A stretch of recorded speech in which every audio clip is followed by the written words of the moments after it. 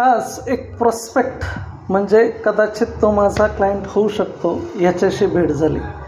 गेल्या कित्येक दिवसापासून त्याला सांगत होतो की यार थोडंसं इन्व्हेस्टमेंट कर, थोडंसं म्युच्युअल फंड, थोडंसं LIC, थोडंसं मेडिक्लेम हे करून घे. पण त्याने नाही रिसीव्ह केला, रिस्पॉन्ड नाही केला. कारण की मी शेअर्स मार्केटमध्ये इन्व्हेस्ट करतो आहे आणि दिवसभर मी त्याच्यामध्ये बिझी असतो. मला ह्या सगळ्या गोष्टींची आत्ता गरज नाही. ओके, भरपूर फॉलोअप घेतले पण नो रिस्पॉन्स, कॉल रिसीव नाही करायचा, हाच त्याचा. शेवटी कॉल करणं बंद केलं. आज तो भेटला.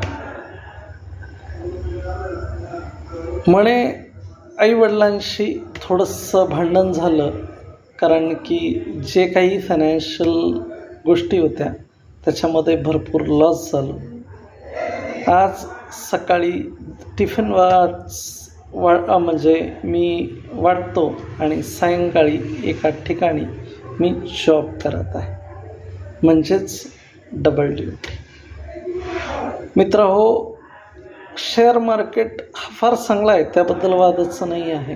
पण 95 जणांचा जेव्हा लॉस होता ना, तेव्हा कुठे ते 5% लोकांचा जवळपास फायदा होऊ शकतो. प्रत्येकाची हुशारी, प्रत्येकाचं टायमिंग, प्रत्येकाचं जे काही पोर्टफोलिओ आहे, घेणं देणं, हे सगळं कदाचित वेगळं असेल. कोणाला पैसा भेटतही असेल, कोणाला नसेल भेटत. शेअर मार्केट वाईट आहे, चांगलं आहे मी नाही सांगत.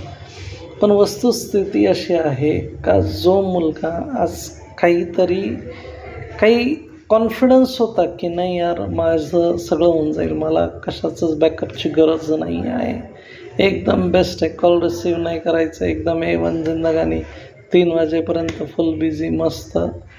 आज तो फार बॅक आला. आज तो सांगत होता, म्हटलं यार एज झालं आहे, आता लग्न बिग्न झालं की नाही.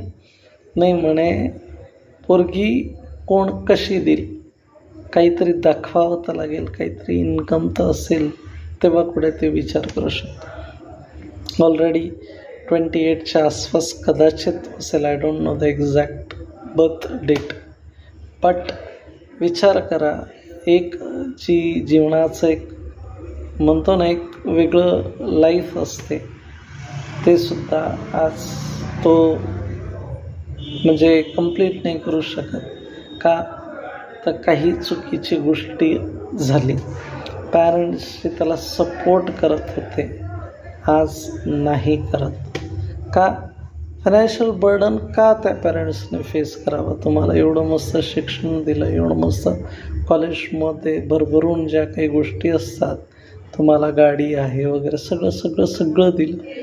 आज त्यांच्यासाठी काय केलं, काय वाटत असेल की माझा मुलगा एवढा बॅक आला. थोडं विचार करा यार. प्रॉपर ठिकाणी, प्रॉपर टायमिंगला इन्व्हेस्ट करा, सेव्ह करा. कुठेतरी काहीतरी कोणीतरी जर सांगत असेल तर त्याने काहीतरी पानकळे खाल्ले असेल, तुमचं वाईट होऊ नये याच इच्छेने. कोणीतरी तुमच्या मागे लागत असतो, कोणीतरी तुम्हाला सांगत असतो, कोणीतरी तुम्हाला दिशा दाखवत असतो. तर यार मिस नका करू. ठीक आहे ना यार, 100 रुपये इन्व्हेस्ट करायचे होते, 5,000 रुपये इन्व्हेस्ट करा, बाकीचे तुम्हाला मनात आलं तिथे टाका, काही हरकत नाही आहे यार. पण सेफ गेम खेळा. एक म्हणतो ना, एक रिस्क किती घ्यायची त्याची एक मर्यादा असते.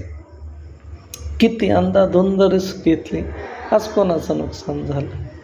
ते जर थोडाफार जर साईडला राहिला असतं तर एक बॅकअप मिळाला असतं. डबल ड्युटी, सकाळी डबे वाटतो आणि सायंकाळी ड्युटी, सॅलरी, हा फार मोठा क्वेश्चन मार्क आहे.